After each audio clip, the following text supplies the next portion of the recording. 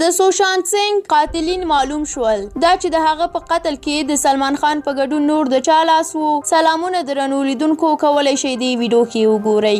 د بالی ووډ پر څو نجسو مغرور او قوم پرستو کسانو د سوشانت سنگ راجپوت د مرګ قضیه ثبت شوې ده. د بهار یو وکیل د بالی ووډ پر اته سیرو عالیه بټ، سلمان خان، کرن جوهر، ساجد، نادیا ډولا، سنجی لیلا بنسالی، د ټي سیریز مشر بوشن کمار، دیشراج کمپنۍ مشر ادیتا چوپړه، د هندي سریالونو جوړونکي ایکتا کپور او د نشویجن په نامه پروډیوسرانو د سوشانت د مرګ قضیه ثبت کړې ده.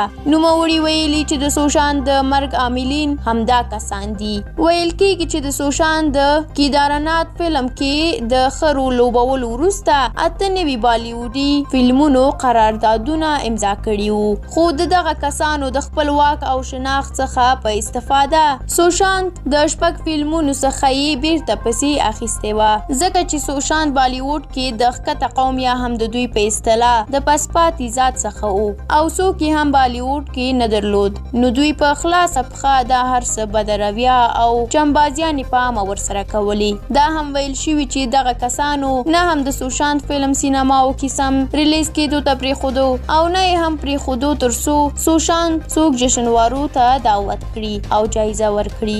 سوشانت دا هر څه د ډېره وخته راهیسې زغمل، خو نور یې د زغملو توان نه درلود، نو ځکه ځان وژنه یې وکړه، ځکه چې هر ځای کې بعد دغه کسانو لاس ورته یو کړی وو او د مسلک یې جوړېدو او راپورته کېدو ته نه پرېښوده.